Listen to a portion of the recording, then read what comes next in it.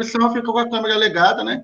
Para tentar deixar mais humano e mais próximo à arguição, né? Senão parece que o cara está fazendo uma arguição com o computador, professor. Perfeito. Ok. Estou compartilhando então a tela aí. Primeiramente, agradecer a todos os professores da banca aí pela disponibilidade, atenção aí, contribuir com o nosso trabalho. Não sei se está aparecendo a apresentação para vocês. Tá sim, Juliano. Tá, né? Eu vou dar um Ctrl aqui. Acho que apareceu agora certinho aí, né? Bom, deixa eu ver que horário são agora, só para eu marcar aqui. Tá, 14h03. Pessoal, se durante a apresentação travar alguma coisa, aí vocês podem avisar a qualquer momento, tá ok? Bom, boa tarde então novamente a todos, membros da banca. Meu nome é Joilan Nunes Maciel. Vou apresentar o primeiro exame de qualificação de doutorado aqui do PPGIS, né, nosso programa de pós-graduação interdisciplinar em energia e sustentabilidade aqui da UNILA. E o tema dessa apresentação, o título é Predição do Potencial de Geração de Energia Solar Fotovoltaica, método dispositivo para predições de curto prazo. Tenho como orientador o professor Dr. Oswaldo Rideu Ando Júnior e co-orientador o professor Dr. Jorge Javier Jimenez Ledesma. Bom, a apresentação ela contempla os seguintes tópicos: a introdução, o embasamento teórico, delineamento metodológico, o desenvolvimento do cronograma previsto da pesquisa, considerações parciais, né, do que foi realizado até o momento, e referências e os apêndices ao final. Uma breve apresentação pessoal. Sou graduado em Ciência da Computação pela Universidade Estadual do Oeste do Paraná, em 2006, UniOeste, e fiz o mestrado pela Universidade Federal do Paraná, mestrado em Informática, terminando no ano de 2008. Desde setembro de 2019, sou doutorando também no programa de pós-graduação interdisciplinar em Energia e Sustentabilidade da UNILA. Bom, a introdução ela contempla os seguintes tópicos, né? Uma contextualização do problema, o objetivo, justificativa, relevância e contribuição e a originalidade. Bom, os investimentos em energias renováveis, ela é uma das maneiras que tem-se para suprir o aumento do consumo de energia que tem ocorrido aí, né? Com exceção desse cenário de pandemia agora, que deu uma diminuída nesse consumo, provavelmente isso volte a aumentar, e é necessário os investimentos em outras fontes de energia. Em 2019, o Brasil ele ocupou o terceiro lugar em produção de energia renovável no planeta, né? Foi o terceiro que mais produziu energia renovável no planeta, sendo que 83% da matriz energética brasileira era proveniente da energia renovável. Desses 83, se não me engano, 68% é a fonte primária, que seria energia hidroelétrica, né? Vindo das hidrelétricas aí. Nesse cenário também, nós temos nos últimos anos um crescimento aí grande relativo da geração de energia solar fotovoltaica. No entanto, essa energia solar fotovoltaica, ela representa somente 1,8% da matriz energética brasileira. Tá? Então, tem muito potencial ainda para isso ser expandido. E em 2020, o Brasil aí atingiu, na verdade, passou de 3 gigawatts de produção de energia solar fotovoltaica. Assim como diversas outras fontes de energias renováveis, a geração de energia solar fotovoltaica, ela possui algumas características que acabam promovendo oscilações no potencial de produção de energia durante o processo de geração. Tá? E isso, consequentemente, acaba repercutindo em aumentar, por exemplo, a instabilidade e a insegurança da rede energética, porque nós não sabemos o quanto vai ser produzido, nem se vai ser produzido e assim por diante, né? Grande parte dessas oscilações aí, elas são causadas principalmente por condições climáticas, como, por exemplo, direção dos ventos, tipos de nuvens, altura das nuvens, temperatura, umidade e principalmente a radiação solar. Então, a gente tem esse cenário onde a energia solar fotovoltaica está crescendo, mas nós temos esses problemas aí que são as oscilações que ocorrem, que é um processo intrínseco aí desse tipo de geração. Então, mundialmente, nas pesquisas que realizamos, já tem ocorrido na última década aí um maior destaque em pesquisas sobre predição do potencial de geração de energia solar fotovoltaica. Tá? E no Brasil, especificamente, né, nos últimos anos, tem se visualizado aí uma expansão dos sistemas fotovoltaicos conectados a redes. Sejam sistemas em residências, também está sendo bastante comum, ou em pontos comerciais, né, hotéis. Aqui em Foz do Iguaçu, por exemplo, nós temos um hotel que recentemente vai ter um dos maiores parques solares aí da América Latina e tal. Então, essa expansão acaba, principalmente dos sistemas fotovoltaicos conectados à rede, acaba promovendo estabilidade e segurança aí no sistema de transmissão e distribuição, que não foi projetado inicialmente, né, para esse tipo de geração distribuída. Uma das técnicas para tentar resolver, ou pelo menos minimizar esse tipo de problema de oscilação, consistem nas técnicas de suavização de potência, que são desenvolvidas em conjunto com sistemas de armazenamento, geralmente baterias, né, que aí, por exemplo, quando você prevê que não vai ter alguma oclusão, por exemplo, do painel de geração da sua usina fotovoltaica ali, você pode utilizar sistemas de bateria para tentar amenizar esse tipo de oscilação, né, suavizar essa geração. Dado, então, esse contexto, o tema de predição de geração de energia solar fotovoltaica, ele contribui principalmente para dois itens a seguinte. Primeiro que ele auxilia o desenvolvimento dessas técnicas, né, de suavização e oscilação, controle de potência, principalmente com o uso de sistemas de bateria, isso no prazo mais curto, né, no horizonte de curto prazo, principalmente. E em seguida, para os horizontes de maior prazo, né, médio e longo prazo, por exemplo, ele possibilita ao operador do sistema de energético, né, prever, gerenciar e antecipadamente a regulação da energia que vai ser produzida e vai ser consumida. Como, por exemplo, existem muitos trabalhos nessa linha de predição que eles analisam predição um dia adiante, né? Por quê? Porque geralmente a empresa de energia pode negociar uma energia que ela vai produzir amanhã, mas ela tem que ter uma previsão com um certo nível de segurança disso. Então, a predição de energia solar fotovoltaica ela é utilizada aí, principalmente aí nesses dois casos. Nesse contexto, então, o objetivo geral desse trabalho consiste em desenvolver e avaliar um modelo híbrido de predição, contemplando um sistema computacional com método dispositivo, para predizer o potencial de geração de energia solar fotovoltaica de curtíssimo e curto prazo. Nesse sentido, então, nós temos os objetivos específicos, né? O primeiro seria realizar a revisão literária sobre o tema da literatura, considerando a literatura científica e também de propriedade intelectual. O segundo objetivo e mais importante aí do trabalho é desenvolvimento de um modelo híbrido de predição de geração de energia solar, de curtíssimo e curto prazo. O objetivo específico 3 consiste na análise qual e quantitativa desse modelo, né, utilizando bancos de dados da literatura internacional e também um banco de dados da região sul, e esse banco de dados da região sul consiste em um quarto objetivo específico, que é a criação de um banco de dados, ou dataset, com informações de geração de energia solar fotovoltaica aqui da região sul do Brasil, né, disponibilizados posteriormente para fins acadêmicos. Também nós vamos ver que a gente não encontrou tantos bancos similares. Justificativa para essa pesquisa.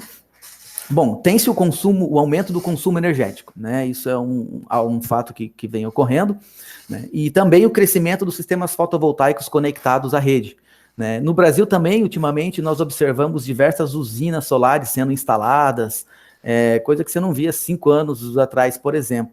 Então, esse cenário também tem ocorrido. No entanto, a energia solar fotovoltaica hoje só representa 1,8% da matriz, ou seja, existe um amplo potencial aí de desenvolvimento e crescimento aí desse tipo de geração de energia renovável. Além disso, as pesquisas internacionais que foram analisadas, primariamente elas eram aplicadas a grandes usinas ou parques solares, né? E existem trabalhos aplicados a dispositivos de menor porte, mas a imensa maioria dos trabalhos eram aplicados a grandes usinas e parques solares, e eles empregavam também dispositivos específicos, como, por exemplo, redes de sensores. Existiam diversos tipos de trabalho, por exemplo, redes de sensores de radiação solar espalhados por uma determinada área geográfica, ou, por exemplo, redes de sensores colocados em montanhas para analisar sombras das nuvens, etc. Então, são pesquisas internacionais que foram desenvolvidas aí nas últimas décadas. Do ponto de vista mais próximo da gente, né, no âmbito nacional e na América Latina, nós identificamos poucas pesquisas, né, científicas correlatas, né, isso também se refletiu na revisão de propriedade intelectual.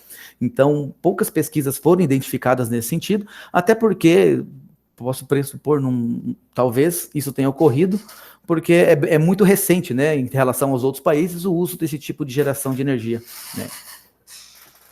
Relevância e contribuição dessa pesquisa.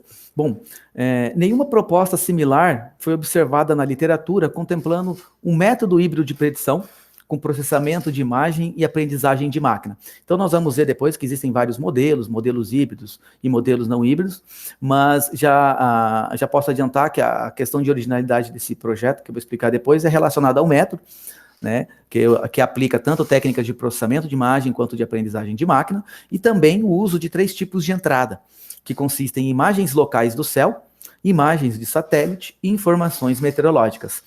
Essas informações meteorológicas serão capturadas de serviços públicos meteorológicos disponíveis na internet, como, por exemplo, o INPE, o INMET, assim por diante. Né, existem outros também. Além disso, a proposta também é aplicável a pequenos sistemas fotovoltaicos conectados a redes e também, pelo seu projeto, ela pode ser aplicada também a usinas de maior capacidade. Além disso, tem-se o propósito aí de desenvolver um sistema de predição de curtíssimo e curto prazo, também considerando os dados, né, e o cenário local do Brasil, ou seja, onde não se encontrou tantas pesquisas conforme foi buscado na literatura, não se tem tantos trabalhos nesse sentido. Questão de originalidade desse projeto, dessa proposta de tese, né, nós temos o método híbrido de predição, ou seja, nós fizemos uma revisão sistemática aí da literatura e existem muitas proposições de métodos, né? Muitos deles propõem o método específico e eles publicam esses documentos e tudo mais, também em patentes, mas o método híbrido de predição que nós estamos propondo, a gente não observou na literatura em que se aplica sequencialmente, né, técnicas de processamento de imagem e depois o resultado desses procedimentos de imagem é uma entrada, na verdade, para esses algoritmos de aprendizagem de máquina, e além disso, utilizando 3 tipos de distintas informações de entrada, com base no horizonte de predição que é selecionado para se realizar esse processamento. Então, essa constitui a originalidade aí principal do projeto. Além disso, propõe-se também desenvolver realmente um sistema, né, composto de método e dispositivo comum, que nós pretendemos utilizar para processamento e captura das imagens, ou seja, não queremos usar dispositivos específicos, redes de sensores, por exemplo, ou sensores específicos. Outra questão da originalidade dessa pesquisa é que nós buscamos implementar a complexidade dela via software, né, para facilitar a simplicidade de instalação, aplicação dela e também da usabilidade. Além disso, proporcionar depois algum tipo de expansão e predições em outros tipos de horizonte, assim por diante.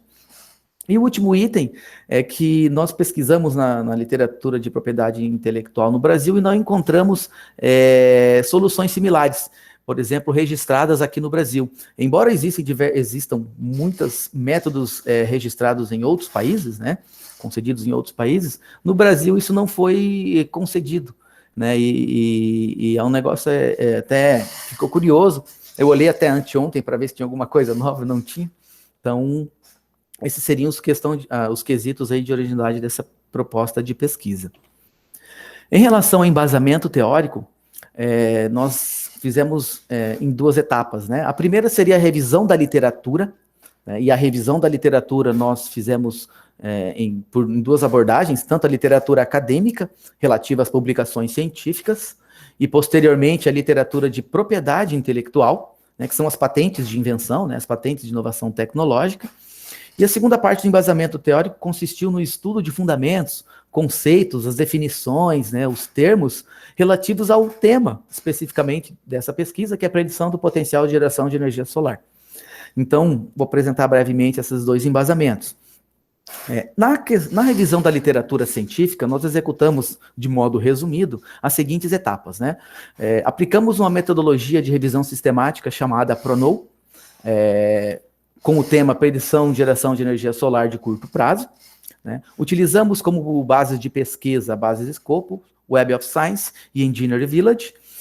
Desse processo, né, foi construído um portfólio bibliográfico com 26 artigos científicos mais relevantes em termos de publicação relacionados ao tema. E esse trabalho foi feito no início desse ano, se não me engano, o finalzinho do ano passado, né, publicado nesse ano. E aí nós atualizamos esse portfólio bibliográfico também com pesquisas da América Latina, que não foram consideradas nesses 26 artigos, por não ter tanta relevância científica em termos de citação, mas eram relevantes no caso da nossa pesquisa. Então a gente adicionou a esse portfólio essas pesquisas também mais atualizadas, e da América Latina. Já da outra revisão que nós realizamos, foi a revisão da literatura de propriedade intelectual, ou seja, é uma busca de anterioridade. Então, nós consideramos um tema um pouco mais genérico, né? Predição do potencial de geração de energia solar fotovoltaica, e fizemos uma busca desse tema nas seguintes bases de dados aí: Google Patents, SpaceNet, utilizamos um software proprietário bem específico para busca de patente chamado Questel Orbit, e também na base de dados do Instituto Nacional de Propriedade Industrial, o INPE aqui do Brasil. Desse processo resultou um portfólio de patente com as 15 patentes aí mais similares e mais relevantes aí para o nosso tema. Esse portfólio também foi atualizado aí recentemente para apresentação dessa pesquisa. Então, aqui na figura 1, nós temos a representação do histórico de publicações científicas e de patentes sobre esse tema nos vários continentes aí que mais publicaram sobre o tema. Então, nós temos aqui os anos aqui no eixo X, né, na última década aí praticamente, desde 2011.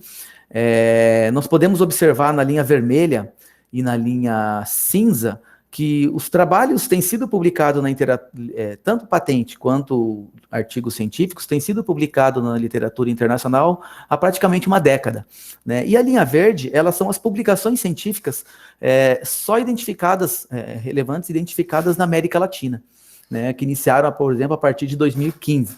Então, a gente pode observar que falta, por exemplo, aqui uma linha de patentes da América Latina. Foi justamente porque a gente não conseguiu identificar esse tipo de trabalho aqui. É um tema relativamente novo para cá. Nós temos na tabela 1 o resultado aí do mapeamento das características das patentes que foram identificadas na busca de anterioridade, né? E também considerando essas características do lado esquerdo, e aqui as patentes especificamente consideradas nas análises, na última coluna aqui, a solução proposta. Então, só para a gente exemplificar, por exemplo, muitos trabalhos, nas últimas duas linhas, nós temos dispensa o uso de sensor de radiância solar ou dispositivos específicos, ou dispensa o uso de redes de sensores, né, ou dispositivos específicos. Se nós observarmos aqui, essa é uma comparação das características, se o modelo contempla ou não a determinada característica. Então, a gente observa, por exemplo, nas duas últimas linhas, que muitos dos modelos, eles requerem esses tipos de instrumentos e dispositivos, né? E aí nós fizemos um contraste com todas as nossas características da nossa proposta na última coluna. Em relação ao embasamento teórico do tema, né, é importante esclarecermos alguns conceitos chaves nessa área de pesquisa. O primeiro é relativo aos horizontes de predição, depois origem dos dados e tipo dessas predições, depois temos as classes e os modelos de predições que são utilizados, e depois as métricas de erros que são utilizadas aí na literatura. Em relação aos horizontes de predição, é importante ressaltar que não há um consenso na literatura que defina especificamente os horizontes, por exemplo, de resolução temporal. Então, se a gente olhar na tabela 2, esses valores aqui, esses horizontes, foram os que foram considerados nessa pesquisa com base nos estudos da literatura. Existem para alguns autores, por exemplo, nós temos somente curto, médio e longo prazo, né? Outros autores nós temos esses 4 tipos de horizontes. Então, isso é importante deixar bem claro. Então, nessa pesquisa, nós consideramos esses horizontes de predição, e nós trabalhamos aqui com horizontes, o foco dessa proposta é horizontes de curtíssimo e curto prazo. Então, aqui temos os termos relacionados também. Então, volto a dizer que não tem um consenso sobre esses termos, né? Então, esse foi os que nós utilizamos nessa pesquisa. Então, nós temos o horizonte de resolução temporal, que diz respeito ao o tempo à frente que eu quero fazer uma predição, né, o quanto eu vou gerar de energia à frente, então essa escala, esse espaço de tempo à frente, e nós temos o horizonte de resolução espacial. Esse horizonte de resolução espacial, conforme visualizado aqui no gráfico da direita, ele diz respeito à abrangência, dos dados de entrada dos modelos. Por exemplo, nós temos modelos que utilizam redes de sensores e eles conseguem abranger uma área maior, né, do que modelos que utilizam sensores específicos, únicos. E se nós analisarmos também, imagens de satélite, por exemplo, consegue abranger uma área bem maior do que uma rede de sensores ou sensores únicos. Nós vimos trabalhos na literatura, por exemplo, utilizando redes de sensores de 4 km², 12 km², e assim por diante. Então, essa é uma relação entre o horizonte de resolução temporal e o horizonte de resolução espacial. Outro conceito relativo ao tema é em relação à origem dos dados dos modelos de predição, né? Eles podem ser classificados como modelos com dados internos. Esses modelos, eles aplicam, basicamente, eles se utilizam de séries históricas, geralmente séries temporais, né? Históricas, treinam modelos e a partir disso o modelo já faz a própria predição, então ele não utiliza dados externos, que é a segunda classe. A segunda classe aqui, que com dados externos, são modelos que, para realizar as predições, eles utilizam dados que são coletados externamente, seja por uma câmera ou um dispositivo local, seja por meio de serviços na internet e assim por diante. Então, os dados são coletados externamente, né, o que não acontece com os modelos com dados internos. Em relação aos tipos de predições, nós temos dois tipos principais, aí, de acordo com a literatura. O primeiro tipo de predição são as predições diretas, ou seja, são modelos que tentam prever diretamente o potencial de geração de energia solar, né? E aí, nesse tipo de predição direta, existem diversas classes, diversos modelos que eu vou apresentar também no próximo slide. Em relação à predição indireta, nós temos modelos que tentam prever primeiro a irradiância solar. Por quê? Bom, vários trabalhos aí demonstram que a irradiância solar, ela é o principal componente aí, o principal fator que afeta a geração de energia solar. Por exemplo, esse autor aqui é um artigo de revisão na área que foi publicado em 2008, do DAS. Ele demonstra lá que o coeficiente de determinação, o R², encontrado para geração solar e para a irradiância solar, foi de 0,98, ou seja, 98% de uma variável explica a outra. Então, por isso que muitos modelos também tentam prever diretamente a irradiância solar, né? São indiretos. Em relação às classes de modelos de predições, também é importante salientar que não tem um consenso na literatura sobre quais essas classes.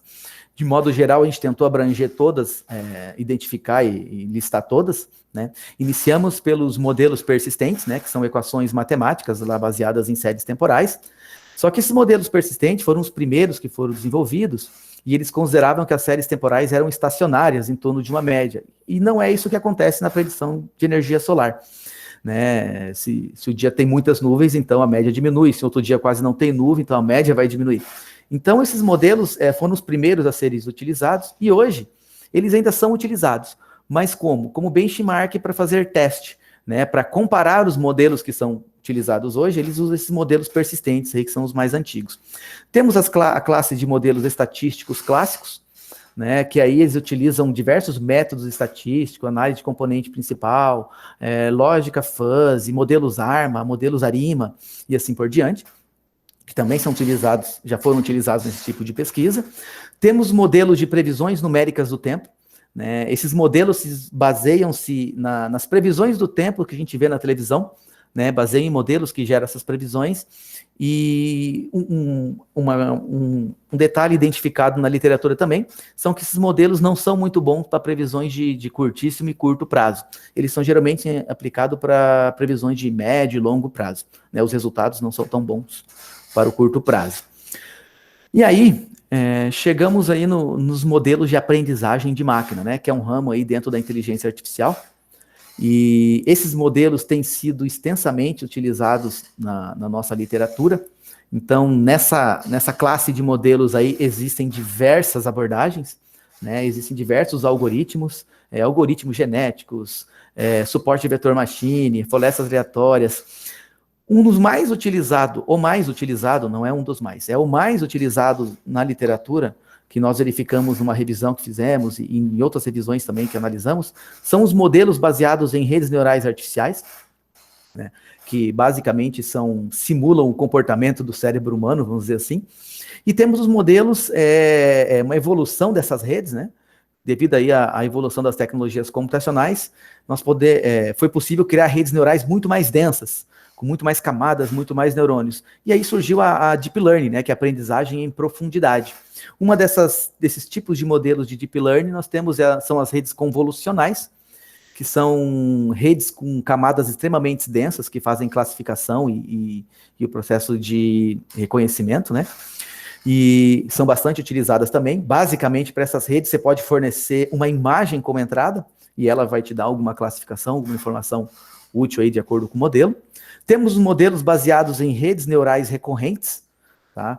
São modelos onde eles conseguem gravar informação do que ele já gerou de predição, de resultado, e com isso otimizar resultados posteriores, né? Nós temos, por exemplo, as redes aí de memória longa de curto prazo, por exemplo, as LTSMs. Então, dentro da classe de modelos de aprendizagem de máquina, existem centenas de modelos que podem ser utilizados, né, e estão sendo utilizados aí nessa área. Outra classe de modelos também relevante e com destaque aqui no nosso trabalho, né, o nosso modelo de predição ele é híbrido porque ele vai aplicar essas duas classes, né, modelos de aprendizagem de máquina e rastreamento de nuvens.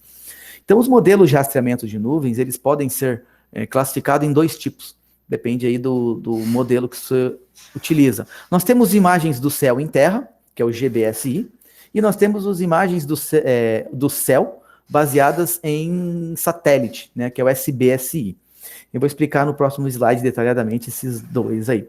E por fim, nós temos os modelos híbridos, que aplicam uma ou mais técnicas dessas aí que foram mencionadas. Tá? Então, só para facilitar a compreensão, nos modelos de rastreamento dos movimentos das nuvens, nós temos aqui uma figura que representa o modelo. Então, aqui do lado esquerdo, nós temos basicamente a unidade de geração, né, um painel fotovoltaico, e próximo a esse painel nós temos uma câmera, ou conjunto de câmeras, mas nesse caso uma câmera que é apontada ao céu. Então, ela captura as imagens totais do céu, vamos dizer assim. Né? Então, as imagens capturadas são no formato que está aqui embaixo. Ó. Então, aqui embaixo nós temos 4 exemplos, imagens capturadas em distintos momentos, onde você tem o Sol, tem as nuvens que estão ocluindo ou não o painel solar e assim por diante. Né? E, por outro lado, nós temos as imagens do céu baseadas em satélite, onde nós temos os satélites geoestacionários, existem diversos satélites aí disponíveis, e esses satélites, eles capturam imagens periodicamente, e essas imagens podem ser imagens infravermelhas, imagens normais, né? Imagens com informações como, por exemplo, de classificação das nuvens, cores dessas nuvens que vão me dar o tipo de nuvem que existe, se é mais densa, menos densa, etc. Né? Existem diversos tipos de nuvens aí.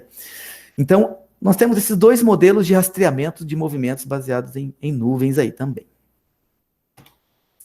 Bom, como último conceito relativo ao tema, nós temos as métricas de erros.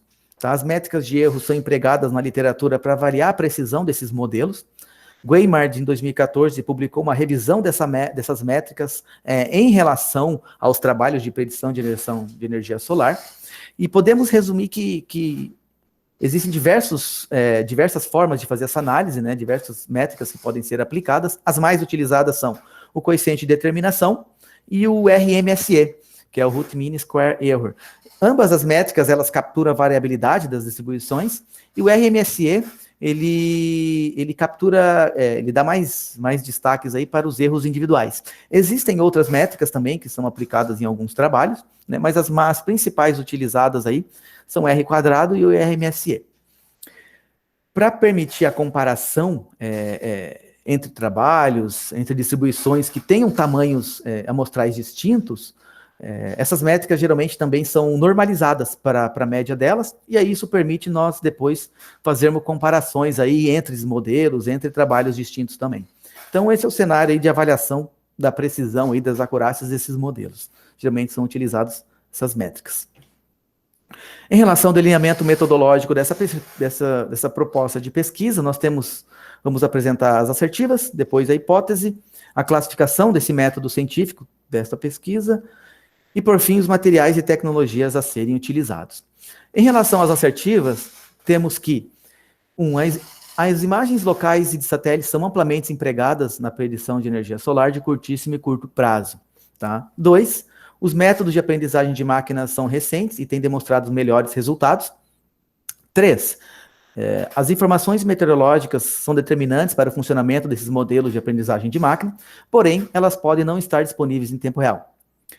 4, a irradiância solar global é o principal componente que influencia a variabilidade da geração de energia solar fotovoltaica, e a captura dela é realizada por um dispositivo específico chamado piranômetro. 5, poucas pesquisas foram realizadas no Brasil e não identificou-se, até o momento, propostas utilizando os serviços de dados meteorológicos disponíveis na internet. Tá? Então, isso também foram alguns itens que nós observamos na literatura aí. Então, essas compreendem as assertivas da pesquisa. A hipótese é referente a: é possível desenvolver e avaliar um sistema composto de método e dispositivo para realizar a predição e geração de energia solar de curtíssimo prazo, a partir de um método híbrido que aplica processamento de imagem e aprendizagem de máquina, empregando imagem local do céu, né? Imagem de satélite e informações meteorológicas. Então, essa é a hipótese dessa pesquisa, né, o que a gente vai tentar responder. Em relação à classificação do método científico dessa proposta, nós temos que ela é uma pesquisa aplicada de natureza exploratória. Além disso, ela vai realizar uma análise quantitativa e estatística e vai executar, né, já realizamos, na verdade, procedimentos técnicos de revisão bibliográfica, né, vamos realizar análise experimental, estão sendo realizadas, e estudo de caso também. Em relação aos materiais e tecnologias, nós temos essa tabela aqui que mostra os equipamentos e tecnologias que serão utilizados, né, previstos de serem utilizados.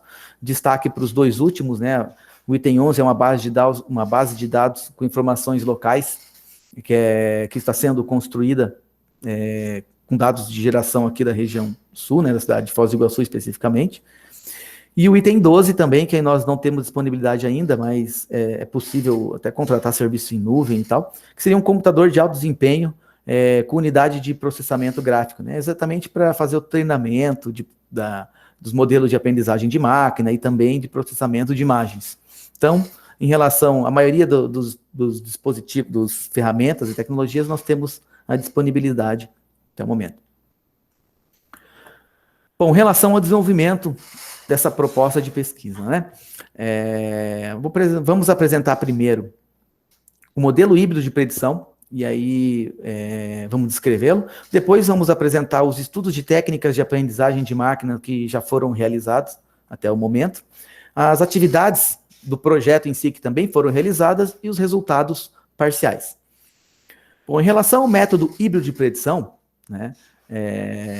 Então a gente propôs o desenvolvimento de um método híbrido para a predição de geração de energia solar para o curtíssimo e curto prazo. Esse método, ele difere-se da literatura porque ele aplica sequencialmente o processamento de imagens e depois a aprendizagem de máquina. Isso tudo é executado com base, diferentes algoritmos de processamento de imagens serão executados com base no horizonte de predição que é selecionado.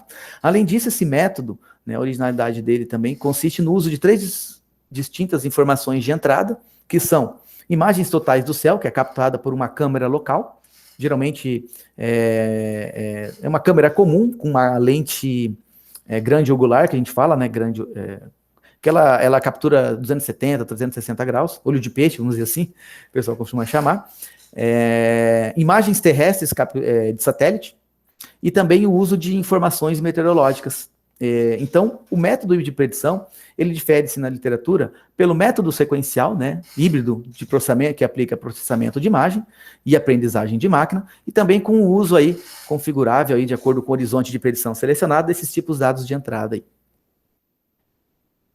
Aqui nós temos, na figura 4, os componentes do modelo híbrido de predição proposto nessa pesquisa. Nós temos do lado esquerdo a unidade de geração, uma rede de comunicação, para comunicação com a internet ou mesmo com uma câmera local, por exemplo, sem fio. Nós temos o modelo híbrido de predição, que ele agrega uma câmera local, uma unidade central de processamento. Ela possui um módulo de captura de dados, que faz a captura dessas imagens, desses serviços públicos meteorológicos, né, dos dados disponíveis via internet, desses serviços meteorológicos. Temos o sistema híbrido de predição, que é o principal componente do modelo, ele que faz a predição em si. Então, ele recebe os dados do módulo de captura de dados e fornece esses dados para o módulo de interface de dados. A função desse módulo de interface de dados é exteriorizar essas informações, seja localmente ou seja por algum serviço, algum tipo de protocolo no ambiente aí da internet, para os clientes, né, que desejam acessar, ou seja, as predições. Então, só detalhando, aqui nós temos o diagrama arquitetural do sistema híbrido de predição. Então, nós temos aqui do lado esquerdo as entradas, as inputs, né, com imagens locais, imagens de satélite, informações meteorológicas. Isso é capturado pelo módulo de captura de dados e é repassado para o processamento de imagens dentro do sistema híbrido de predição, que faz um processamento de imagens conforme o horizonte de predição selecionado e repassa esses dados para uma rede, para um algoritmo de aprendizagem de máquina. E o algoritmo de aprendizagem de máquina, por si, vai fazer essa predição. Esses dados, então, são disponibilizados via web ou localmente por meio do módulo de interface de dados. Para detalhar o sistema híbrido de predição, nós temos aqui o diagrama do fluxo de processamento e de dados desse sistema. Então, nós temos do lado esquerdo o módulo de captura de dados, com as imagens locais do céu, né? Além disso, ele permite realizar a configuração do ambiente de execução, por exemplo, capacidade do painel, capacidade instalada, dados de georreferência, geolocalização, etc. Ele fornece imagens de satélite, consultando via internet, né, serviços disponíveis via web, e também informações meteorológicas via internet. Então, o que acontece? Esses dados são fornecidos como entrada para o sistema híbrido de predição. Então, eles, conforme o horizonte de predição que é selecionado, como por exemplo, de 1 a 15 minutos, então é executado um algoritmo de processamento de imagem de curtíssimo prazo, que é o algoritmo 1. Então, ele realiza... Lembrando que esse algoritmo, ele recebe aquela imagem que é capturada do céu, em terra. Então, é uma câmera apontada ao céu. Então, ele vai receber essa imagem, vai realizar um pré-processamento, vai trabalhar com índice de nebulosidade, por exemplo, vetor de deslocamento das nuvens, considerar a velocidade do vento, analisar diversos cálculos. E aí, esses dados são repassados para uma rede neural, a saída desse resultado. Se for selecionado um horizonte de maior prazo, né, por exemplo, de curto prazo, por exemplo, 16 a 60 minutos. Então, nós temos um outro tipo de pré-processamento aqui, porque as imagens aqui, no caso, são imagens de satélite. Então, provavelmente aqui, nós vamos trabalhar com pixelização das imagens, vamos pegar uma determinada região geográfica na imagem, ver que tipo de nuvem tem ali perto, qual a velocidade do vento, como elas estão se deslocando. Então, o processamento de imagem desses dois algoritmos é distinto. Então, o resultado desses algoritmos são repassados para a rede neural. E a rede neural em si, ela recebe também informações meteorológicas. Ela, dentro desse algoritmo aqui de aprendizagem de máquina, existem diversas opções que já começaram a ser avaliadas. A primeira que a gente começou a avaliar agora são as ANN, as redes neurais artificiais. Mas existem outras opções que também serão avaliadas aí. Então, ela vai fazer a predição com base nesses dados de entrada, e esses dados são fornecidos para o módulo de interface de dados. Então, só para exemplificar, aqui é o fluxo de execução do método proposto, né, do modelo híbrido de predição que foi proposto. Então, no início, nós temos a configuração aí do sistema. Essa configuração envolve verificação e calibração dos dados, do painel e etc., acesso às informações, se estão disponíveis ou não via internet. Nós temos dados de configuração aí referente à unidade de geração, né, o painel fotovoltaico, o sistema. Nós temos a definição do horizonte, se for curtíssimo ou curto prazo, eu vou executar determinado algoritmo de processamento de imagem, eles recebem seus dados de entradas específicos aqui, e o resultado desse processamento de imagem é passado para o modelo de aprendizagem de máquina, né?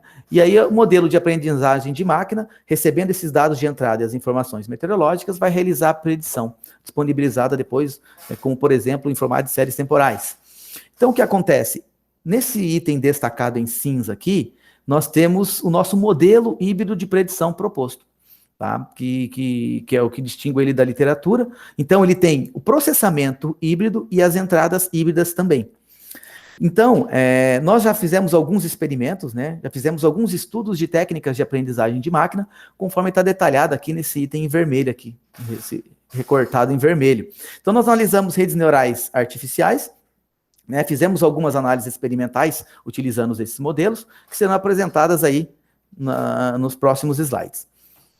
Então, essas análises o fluxo de execução dessas análises estão detalhados aqui, nesse fluxograma.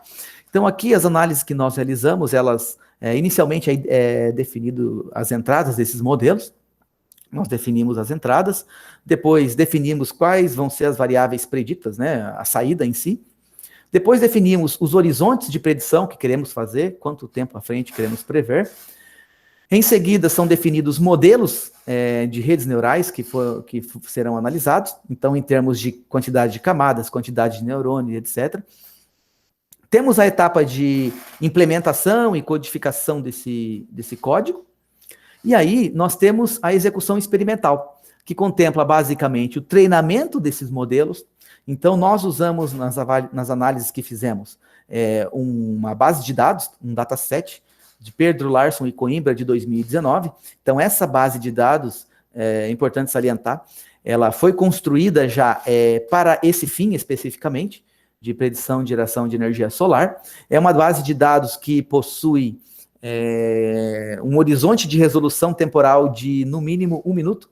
Então, se eu quiser de 5, 10, 15, 20 minutos, 1 hora, 1 dia, 10 dias, a gente consegue fazer um pré-processamento nos dados e obter esses dados. Então, ela é bastante completa e interessante nesse sentido. E ela contempla dados de 3 anos, 2014 a 2016.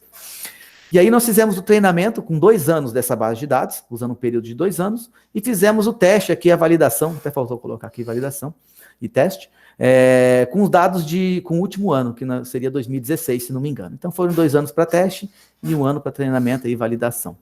E por fim, nós realizamos a análise estatística de acurácia dos resultados desse modelo, e aí avaliamos os resultados aí, apresentamos os resultados. Então essa foi a execução experimental que foi realizada para 2 tipos de análise. Quais são as análises? A primeira, o objetivo dela foi avaliar a precisão dos modelos de redes neurais da literatura, utilizando modelos que já foram empregados na literatura, especificamente nessas 2 publicações. Então, nós utilizamos nessas análises também, né, consideramos distintas variáveis de entrada, distintos horizontes de predição, distintas estruturas de redes e 2 tipos de saída, que seria a irradiância global horizontal e a irradiância direta normal.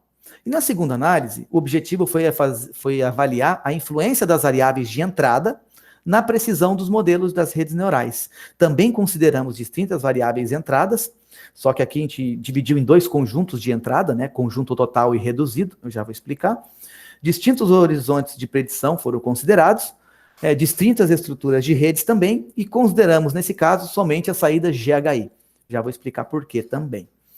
Também nas 2 análises foram consideradas essa base de dados do Pedro Larson e Coimbra de 2019.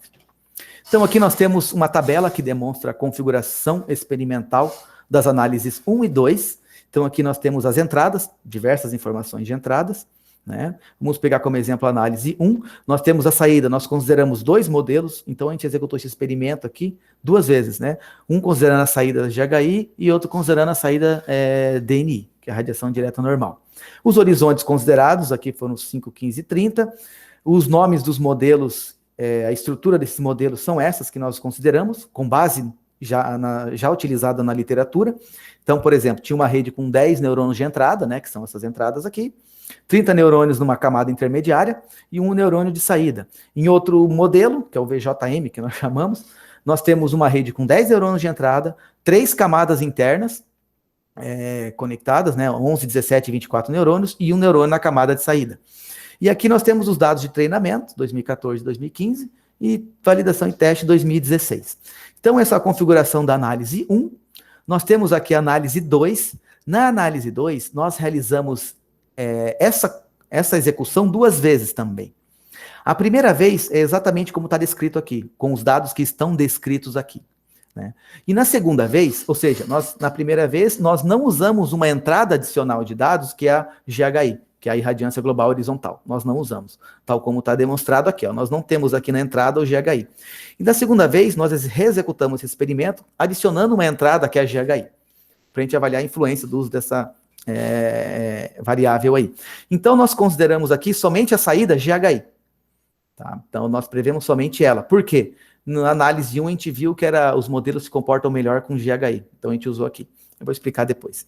Aqui tem os horizontes considerados, as estruturas de redes que foram consideradas aqui. Então, nós temos redes com 10 neurônios, só que no segundo caso, a gente tem uma rede com 10 neurônios, só que 2 camadas, em vez de uma. E assim por diante. Redes com 30 neurônios, ou 15 e 15 neurônios, que dá 30 neurônios na camada intermediária, com 2 camadas. E aqui a configuração experimental. Bom, o resultado da análise 1, nós temos que os modelos VJM, que são modelos com mais camadas, eles demonstraram maior precisão no coeficiente de determinação, e os modelos com a irradiância global horizontal, eles exibiram uma maior precisão em relação aos modelos que foram executados com a irradiância direta normal, a DNI. Então, nós aplicamos um teste estatístico para ver se tinha diferença significativa ali, com 95% de significância, e encontramos esse p-valor aí de 0,01. Então, existiu diferença significativa entre as comparações dos modelos GHI ou os modelos que utilizaram DNI, isso na análise 1. Os resultados da análise 2 estão descritos aqui, são resultados preliminares, nós não publicamos isso aqui ainda, né? Então, basicamente, nós temos as 2 execuções que eu comentei, com irradiância, usando o dado de entrada, né? E aqui os modelos testados sem a irradiância global horizontal, nos dados de entrada. Nós temos os modelos que usam o conjunto total de dados de entrada e os modelos que usam o conjunto reduzido, né? Relembrando, nós temos aqui o conjunto total, são essas variáveis, e aqui é o conjunto reduzido.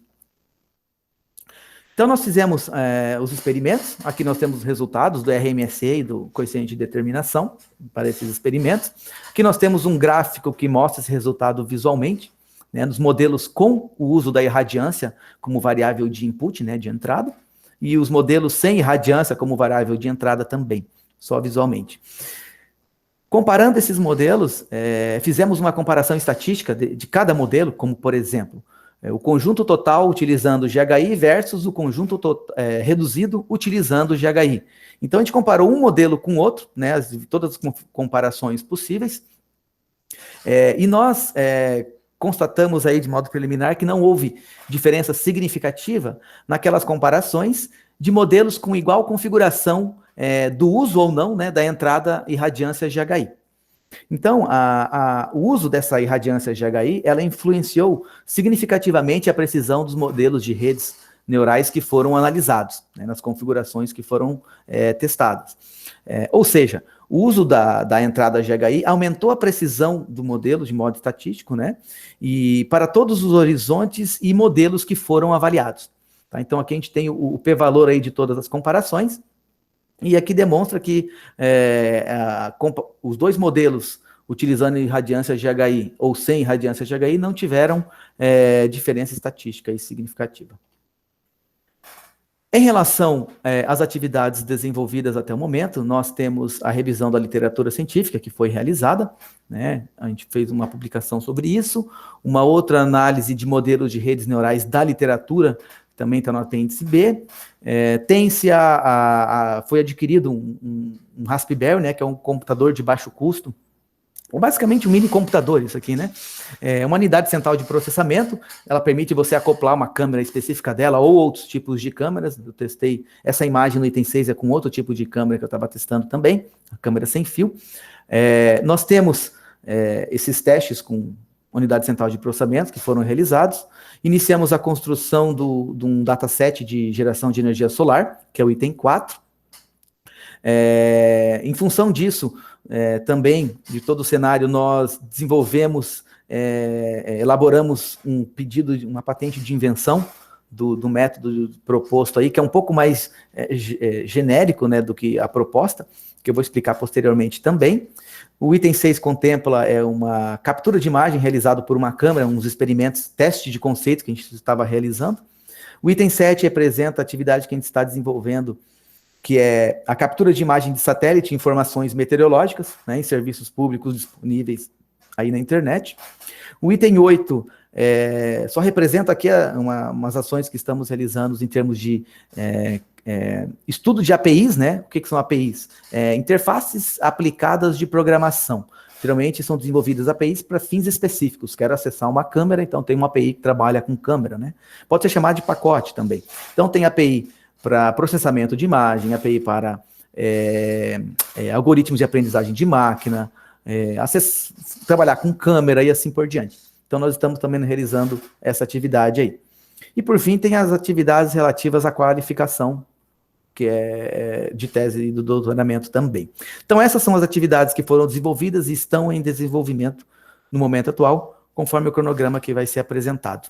Em relação aos resultados parciais, temos o artigo 1, o artigo de revisão científica, que foi publicado, foi bem interessante, que a gente constatou que as publicações sobre esse tema têm aumentado ao longo do tempo, né, nos últimos décadas e tal, e com poucas pesquisas na América Latina.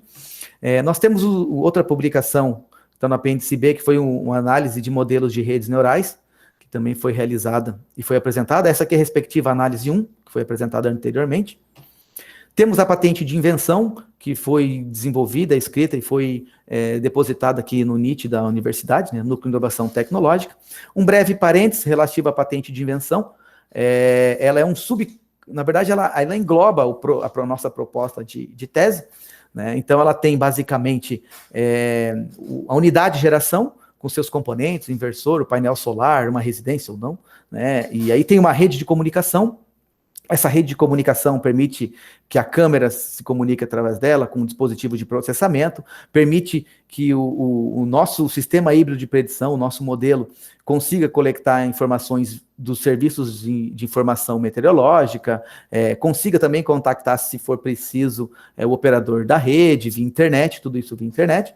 E aqui dentro da unidade de processamento, nós temos o nosso sistema híbrido de predição, que é bem similar ao que a gente apresentou posteriormente, mas ele engloba horizontes de médio e longo prazo. Então, nós temos o módulo de captura de dados, um banco de dados específicos, em tempo real nós vamos trabalhar, o módulo de interface de dados para exteriorizar esses dados via internet. Nós temos o sistema de predição, que não tem na nossa proposta. Na verdade, o sistema de predição, ele contém um módulo de predição de curto prazo, um módulo de predição de médio e um módulo de predição de longo prazo, tá? De acordo com o prazo que pode ser selecionado posteriormente. Aqui nós temos o módulo de captura de dados, o que ele faz dentro dele, basicamente, né?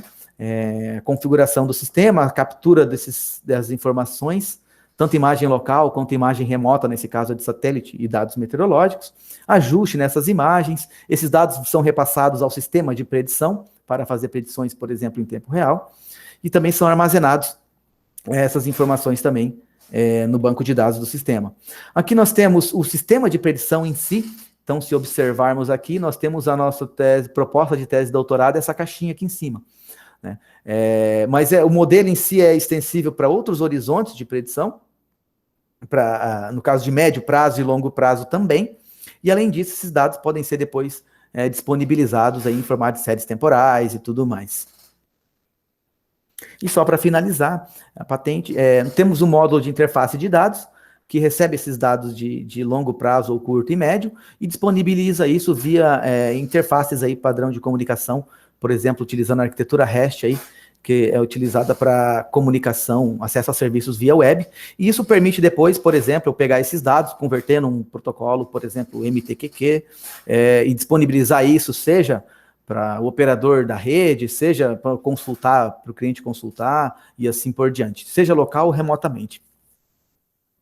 Então, assim, a gente tem essa patente de invenção que a gente fez, detalhe, não tem como explicar todos os detalhes agora. Outro artigo que foi recentemente publicado, na realidade, né, um artigo, um resumo expandido, né, que é um trabalho em andamento, que a gente publicou agora, quando escrevemos esse documento, ele não tinha nem sido aceito. Então, é um artigo referente à captura de imagem de satélite, informações meteorológicas, que também foi desenvolvido aí. Além disso, tem-se o dataset preliminar, que está em construção também, disponível aqui nesse site. Tem informações, acho que relativas ao ano de 2019, que contemplam aí. Então, isso aí também vai ser objeto aí de estudo. Por fim, tem-se os estudos e andamentos que estão sendo realizados, né, que é a tecnologia de processamento e captura de imagens, interface de programação para aprendizagem de máquina, e aqui nós temos o apêndice D, que consiste no código-fonte, né, dos experimentos análises 1 e 2, que foi apresentada anteriormente, e nós temos também os estudos de técnicas de processamentos de imagens, também que estão sendo realizados. Além disso, as análises preliminares e os testes de conceitos realizados, né, sugerem a execuibilidade das atividades que foram propostas aí no cronograma que eu vou apresentar, e tem-se o domínio das tecnologias computacionais que, a princípio, serão empregadas aí na proposta. Em relação ao cronograma de atividades, nós já cumprimos o exame de proficiência, estágio de docência 1 e 2, e mais 4 disciplinas, totalizando 14 créditos ao longo desse ano aí, de 2020, né? Começou bem no finalzinho do ano passado. Tá? Em relação ao restante do projeto, temos um planejamento que envolve 4 fases. Essas fases estão detalhadas aqui neste cronograma, né? Temos a fase 1, de revisão literária, definição do problema, escopo, que já foi praticamente toda executada, realizada. Nós temos, por exemplo, aqui a elaboração da patente de invenção, que era planejado para ser realizado lá no final, e aí tivemos aulas de empreendedorismo, várias coisas, vimos que o negócio demora, então a gente fez isso antes. E aí tem a fase 2, que está sendo realizada, então a gente tem aqui o mês 11, né, de 2020, mês 12 que nós estamos agora, que a maioria das atividades estão sendo realizadas. A fase 3, que é o desenvolvimento, teste e execução experimental, iniciam-se a partir do ano que vem, fevereiro, março, ano que vem, conforme o cronograma. E temos a fase 4 aí de análise do resultado e publicações também, que é a partir de 2022. Bom, considerações parciais, finalizando, nós temos a execução híbrida.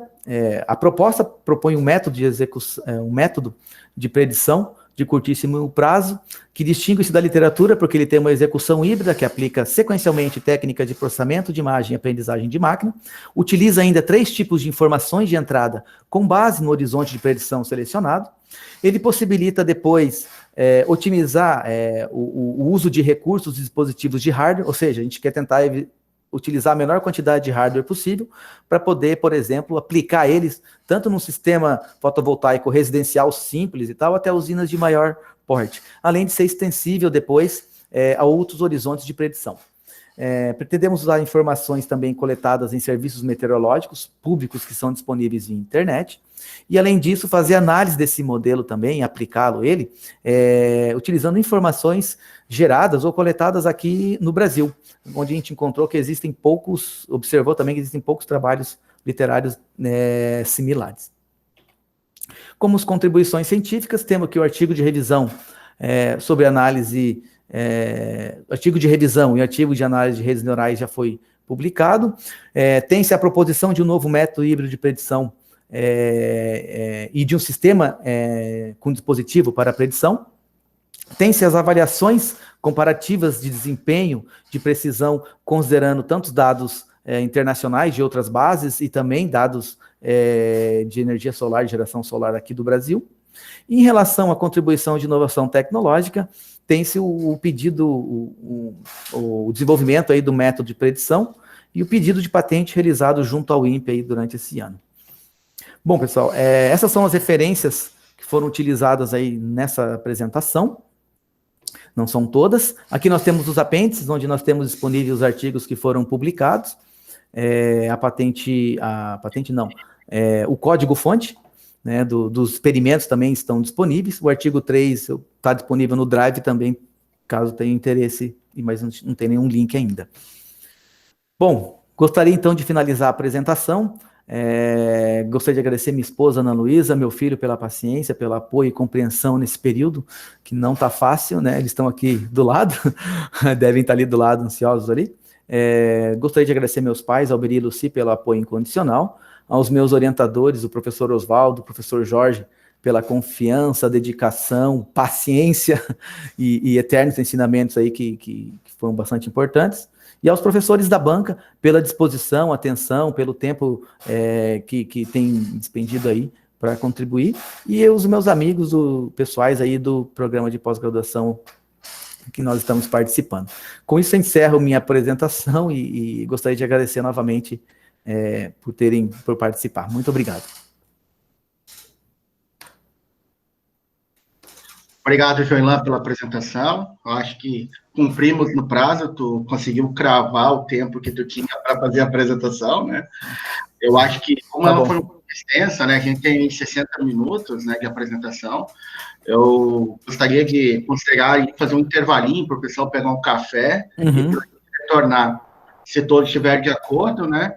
Minha sugestão é que a gente faça um intervalinho de 5 minutos e aí a gente retorna com a arguição. Todos de acordo? Boa! Tá, ok. Então, 3 e 8 retornamos, tá bom? Ok. Obrigado. Oswaldo, eu vou cancelar a gravação, pode ser? Claro, cancelamos e retornamos após. Obrigado. Ok, beleza. Obrigado.